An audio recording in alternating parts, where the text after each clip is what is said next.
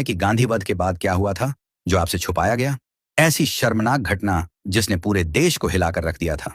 गांधी के वो अनुयायी जिन्होंने किसी भी अंग्रेज को एक चप्पल तक नहीं मारा, जबकि अंग्रेजों ने भारत के 7 लाख से ज्यादा लोगों को मार दिया था। लेकिन एक अकेले गांधी के वध से अनुयायियों ने हजारों ब्राह्मणों को मार दिया, क्योंकि घोड़से भी एक ब्राह्मण था। और वो भी चित्पावन गांधी की हत्या के बाद यहां चुन चुन कर ब्राह्मणों को मारा गया और इस घिनौनी करतूत को अंजाम दिया खुद को गांधीवादी कहने वाले कांग्रेस कार्यकर्ताओं ने। कांग्रेस के कार्यकर्ताओं ने जिस तरह 1984 में प्रधानमंत्री इंदिरा गांधी की हत्या के बाद सिखों की हत्याएं की थीं, उसके कई साल पहले ये लोग 1948 में ब्राह्मणों के साथ यही सब कर चुके थे। लेकिन 1948 के ब्राह्मण नरसंहार को बहुत चालाकी के साथ इतिहास की किताबों से मिटा दिया गया है। ये तो सबको पता है कि 30 जनवरी 1948 की शाम 5:17 पर नाथूराम गोडसे ने गांधी की जान ले ली। लेकिन उसके बाद क्या हुआ था, ये बात अधिकतर लोगों को नहीं पता। 30 जनवरी 1948 की देर रात तक पूरे भारत में यह खबर फैल गई कि गांधी का हत्यारे का नाम नाथूराम विनायक गोडसे है और उसकी जाति ब्राह्मण है और ब्राह्मणों में भी वह चित्पावन ब्राह्मण है। यानी 5 घंटे के अंदर गोडसे की पहचान, उसका धर्म, उसकी जाति और जाति में भी वह कौन सा ब्राह्मण है, यह सब जानकारी महाराष्ट्र के उन्मादी कांग्रेसी गांधीवादियों को मिल गई थी। वह भी तब जब अधिकतर लोगों के पास टेलीफोन भी नहीं होता था। यहां इस बात का भी उल्लेख जरूरी है कि 20 जनवरी के पहले हमले के बाद तमाम सुराग मिलने के बाद भी सरकारी एजेंसियां गोडसे को तलाश नहीं कर पाई थीं। लेकिन 30 जनवरी को गांधी की हत्या के चंद घंटों बाद ही गोडसे की पूरी जन्मपत्री देश भर में पहुंचा दी गई थी। फिर क्या था, देखते ही खुद को अहिंसा के पुजारी कहने वाले कांग्रेसी कार्यकर्ताओं ने पूरे महाराष्ट्र में ब्राह्मणों का कत्लेआम शुरू कर दिया। सबसे पहले दंगा बंबई में शुरू हुआ। उसी रात वहां 15 लोग मारे गए। पुणे में करीब 50 ब्राह्मणों का कत्ल हुआ।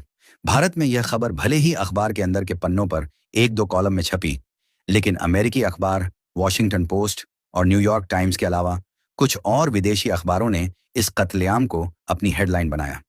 महाराष्ट्र के कपहरे गांव में एक पूरे परिवार को सिर्फ इसलिए जिंदा जला दिया गया क्योंकि उस परिवार का उपनाम गोडसे था, जबकि इस परिवार का नाथूराम गोडसे से कोई लेना देना नहीं था। तथाकथित गांधीवादियों के निशाने पर पहले सिर्फ चित्पावन ब्राह्मण थे। देखते ही देखते इन अहिंसा के पुजारियों ने सभी महाराष्ट्रियन ब्राह्मणों को निशाना बनाना शुरू कर दिया। उस दौर में जिसके भी नाम के आगे आपटे, गोखले, जोशी, राणाडे, कुलकर्णी, देशपांडे जैसे सरनेम लगे थे, भीड़ उनकी जान की प्यासी हो गई। जबलपुर से प्रकाशित होने वाले अखबार उषा काल की एक खबर के मुताबिक महाराष्ट्र के सतारा जिले के 400 गांवों में हजारों ब्राह्मणों पर हमले हुए और करीब 1500 ब्राह्मणों के घर जला दिए गए। उड़तरे गांव में एक कुलकर्णी परिवार की महिला और उसके पोते को जिंदा जला दिया गया। वहीं पंचगनी में एक स्कूल को इसलिए जला दिया गया कि क्योंकि इसका संचालक ब्राह्मण था। सांगली में एक कपड़ा मिल और टीबी अस्पताल को आग लगा दी गई। कोल्हापुर में आरएसएस के नेता जीएच जोशी का पूरा कारखाना जला दिया गया और शहर के जाने माने फोटोग्राफर भालजी पेंढारकर का 2.5 लाख रुपए का स्टूडियो पूरी तरह भस्म कर दिया गया। इन दंगों में ब्राह्मण महिलाओं के साथ बदसलूकी भी की गई। इसका सबूत मिलता है बंबई यूनिवर्सिटी के तत्कालीन वाइस चांसलर और भारत रत्न से सम्मानित पीवी काणे के लिखे एक पत्र से, जो उन्होंने सरकार में बैठे कई नेताओं को भेजा था। 8 फरवरी 1948 को काणे ने इस पत्र में लिखा था, गांधी जी की हत्या के बाद गुंडों ने बंबई में ब्राह्मणों के कई घरों को जला दिया है। यहां तक कि औरतों पर भी हमले किए गए और उनके साथ बदसलूकी की गई। ऐसा तो हिंदू मुस्लिम दंगों में भी नहीं होता। 1984 के सिख विरोधी दंगों की तरह 1948 के ब्राह्मण विरोधी दंगों में भी कांग्रेस के कार्यकर्ताओं का हाथ था और इस बात की पुष्टि करने वाली कई गवाहियां मिलती हैं। एक सबसे बड़ी गवाही है मध्य प्रदेश के पूर्व मुख्यमंत्री द्वारका प्रसाद मिश्र की। मिश्र कांग्रेस के बड़े नेता थे और 1966 में इंदिरा गांधी को प्रधानमंत्री बनाने में उनका बहुत बड़ा योगदान था। 1948 में मिश्र मध्य प्रांत के गृह मंत्री हुआ करते थे, जिसमें आज के मध्य प्रदेश के कुछ इलाकों के अलावा महाराष्ट्र के विदर्भ का हिस्सा भी आता था। मध्य प्रांत की राजधानी नागपुर होती थी। वहां पर भी ब्राह्मण विरोधी दंगे हुए थे।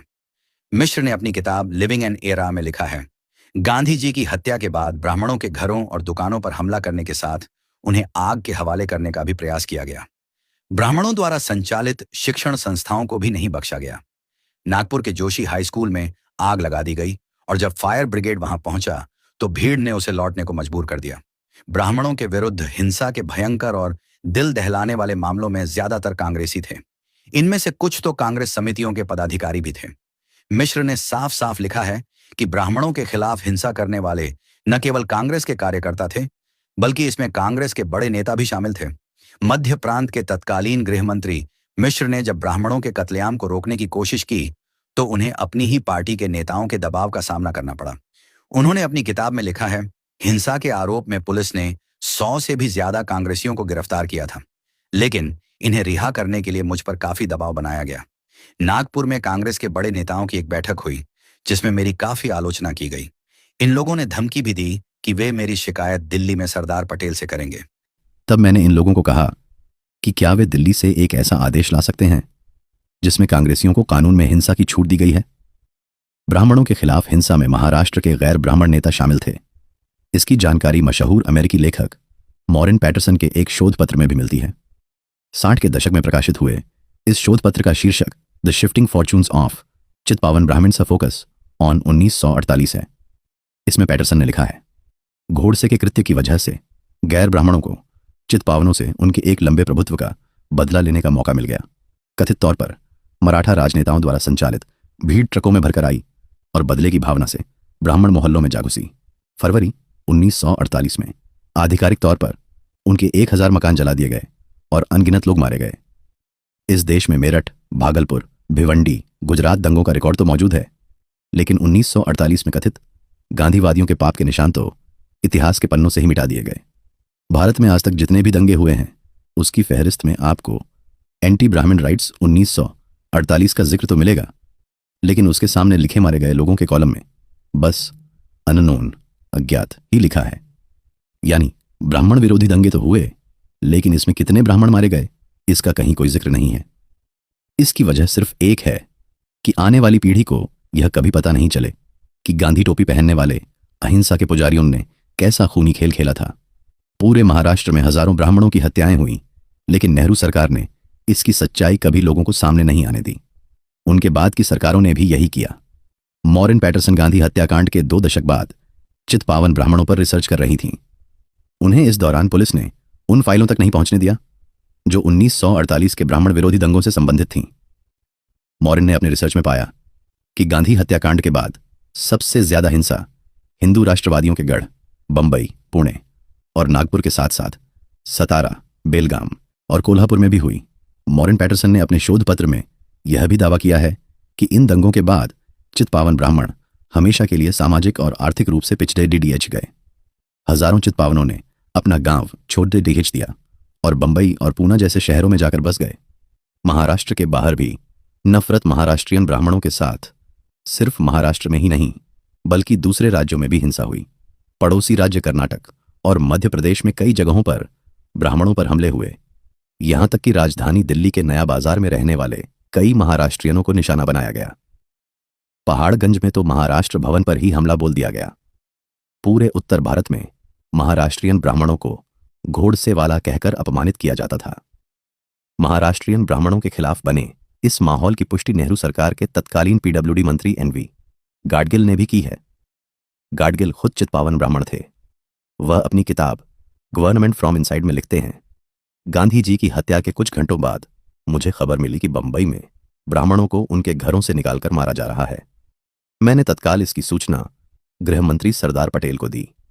यहां तक कि दिल्ली में रहने वाले महाराष्ट्रियन भी घबराए हुए थे। उस दौर में उत्तर भारत में कोई भी महिला अगर महाराष्ट्रियन साड़ी पहनकर बाहर निकलती तो उसे घोड़से के समाज का कहकर फप्तियां कसी जाती थीं।